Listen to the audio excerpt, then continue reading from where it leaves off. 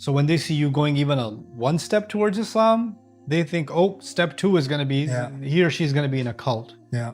And they're just going to cut us off and all of that. Those people couldn't get a real job. That's why they have that job. Yeah. So I sure as hell don't want my kids going down that path. I've been talking to my dad like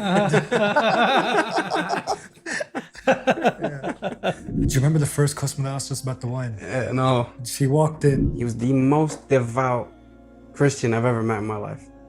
And to the point where I became a better Muslim because of him. Because of him. That's so incredible.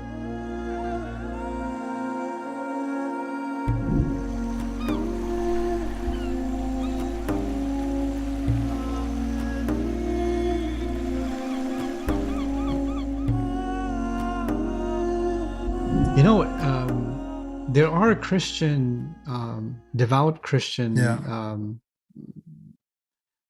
communities that speak out against the consumption of alcohol. Yeah. And talk about how that's a biblical imperative. Yeah. I actually got a friend for that story. Tell me. So when I was in uni, when me and him, I met him towards like the middle of college when we were in our course. But when I started with a guy from Ecuador. He was the most devout Christian I've ever met in my life. And to the point where I became a better Muslim because of him. Because of him. And I remember we would talk once, we were in college, we'd talk, and he carried his Bible with him everywhere. Like it was like a fabric Bible. He had it covered in a fabric. And I'd ask him, I'm like, oh, why did you carry that? And he goes, it brings me luck. And he reads it every single morning before class. Wow. Before class. And we used to take the bus to go town to go home. The whole bus journey, he'll tell you before we go, he goes, look, I'm not being rude, but this bus ride is like how I talk. Yeah, like how I talk with God. I'd sit there and I'm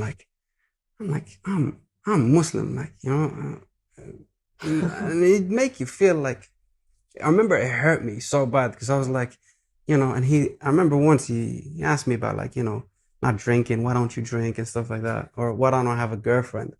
And I tell him, oh, my religion doesn't allow me. I remember once I told him I don't have a girlfriend because my religion, like, you know, it doesn't allow me. He started crying. And he goes, my religion says the same, but I still have one. He's like, it hurts me to admit it, you know? Wow. And I remember the way he was so committed with his own religion. Like, I remember I started taking my religion serious.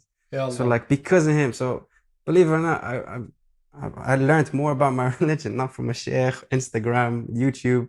It was actually from a Christian guy my age that got me more serious with my own religion. That's incredible. Yeah, and I started taking my religion a bit more serious just because I was like, that's insane. You know, we're the same age.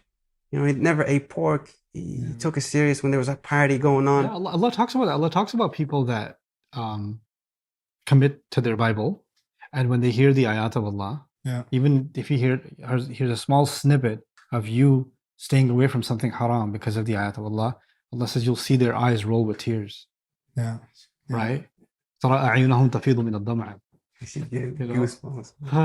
swear to God, he cried. He actually cried. Allah makes that statement of his, people relive that all the time, you know, and that's one of the things that this even feels to me like a massive opportunity to educate the community about their own, forget Islamic tradition, their own tradition. Yeah. Because I do believe the Irish people are actually deeply faithful people. Like they have the drinking and all that part of the culture, but Christianity has also been a big part of the education and the heritage. I don't know if the young generation is probably much less. Yeah, I think that's more true of the older generation. The older one, yeah. Like he was my age. I pray for him till today. You know that. I went to visit him. He's having a baby soon.